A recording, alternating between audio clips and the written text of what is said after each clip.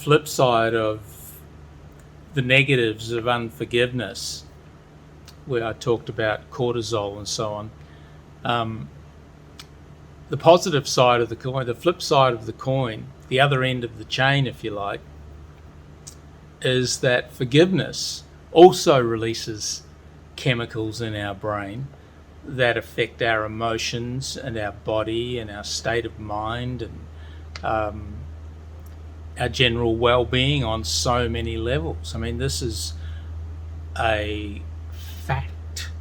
This is absolute. This is the truth. This is solid science.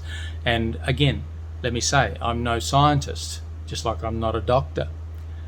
But I understand from listening to many scientists and many doctors, as we all can now on YouTube and so many other places, we can get a grasp on these things, and you can verify what I'm saying. And if in any way I'm getting it wrong, please don't hesitate to let me know. In a respectful way would be appreciated. But if you've got to blurt it out and vent your anger on me, well, okay, knock yourself out. So some of the positive chemicals that get released are serotonin. And I'm just looking at some notes here about serotonin releases a sense of personal worth, personal pride, and positivity. Isn't that something you'd like to have in your kit bag, in your sense of well-being, personal worth, personal pride, positivity? Don't you just love being around people that are positive? I mean, I do. I would much rather be around people that are positive than people that suck my energy dry in minutes sometimes. Some people are just so negative. It's like I'm gasping for oxygen. It's all the oxygen's taken out of the room, and I just find it such a place I want to escape from. Now, I've experienced plenty of it, and maybe you have as well, but I don't want to be that. Do you? I want to be the light of the world. I want to be the joy of the world. I want to be the savor, the salt, the flavor that comes into something that people go, oh, it's so nice to see you, Daryl. It's always a joy to see you. That's the kind of comment I love to hear. I wish it was always true, but at least I strive towards it, and it's a goal, it's a target that I'm shooting for. So, serotonin and oxytocin, which is called the hug drug, makes you feel love and boosts your immunity and your sense of calm and your sense of safety, and it helps relationships. Now all these things can be taken to the extreme, and you can take manufactured drugs that have these kind of drugs in them and become addicted to them. Who wouldn't become addicted to that kind of feeling if you had so much of it? But the best drugs you can generate and enjoy, the ones that your own God-given or life-given brain can generate for you. They're the best. And I'm not knocking drugs per se. I'm just saying that you've got these between your ears, and if you learn how to use them, forgiveness will help turn the tap on for these things.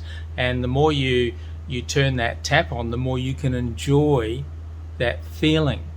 It's like some people are addicted to working out because it releases certain drugs in their system, endorphins, I think it is. People that become, workout junkies because they feel so good afterwards. Most people feel good after a little bit of exercise. It's so important. So forgiveness releases positive drugs. What's another one? It releases dopamine, which is motivation, commitment to goals. Wouldn't you like to be a bit more motivated? Wouldn't you like to find that commitment to your goals instead of struggling to get out of bed in the morning? Ask yourself, if you've lost your motivation, if you're feeling really lackluster in life, maybe just ask yourself, and don't go on a guilt trip about this because it's not worth it, not what I'm intending at all. But just ask yourself, is there anybody I'm holding resentment and unforgiveness towards? Is there anybody I need to just let go and go, just let that go, man? Do I need to let that sentiment go? That thing that somebody said to you online, that nasty comment, and they're just so cheap and free these days, and it's unfortunate on so many levels. But if you learn to let them go, put up that shield that just quenches those darts of accusation and criticism, and just let them go. And what is that part of that shield is the shield of forgiveness. When you just roll with the punch as they say, just go with it and then just come back. But when you try and stand up and resist and get all argumentative and angry and fierce, and afterwards you feel like crap. Right? So the art of forgiveness is definitely an art. It's not just a science, it's an art that we have to learn. And like all art, it takes a bit of practice, and we don't all do it the same way. You might be able to draw, I might be able to draw, but we don't draw the same way, and we have a style to it. That's why I can look at a Picasso and recognize it, or look at a what's another one, Constable, or a Rembrandt, and go, oh, you recognize the style.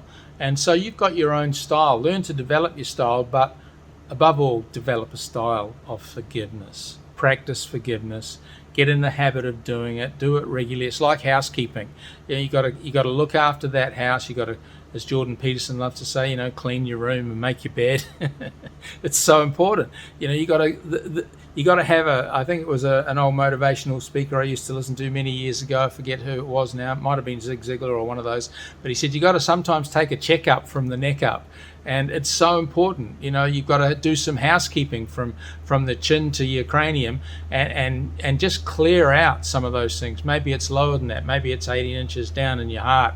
You just got to clear out some of those unforgiving notions and sentiments that you're carrying around with, because they're holding you back, and they're blocking the release of the positive chemicals that life has designed and given you, that you were born with, to enjoy and to do you good. So, get a hold of what I'm saying. Practice it. Don't just hear it. Actually go away and try it.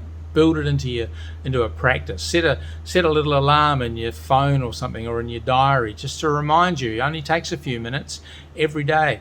Just remind yourself to have a checkup from the neck up. Clean out that unforgiveness and release yourself into peacefulness, contentment, and that virtuous practice of forgiveness.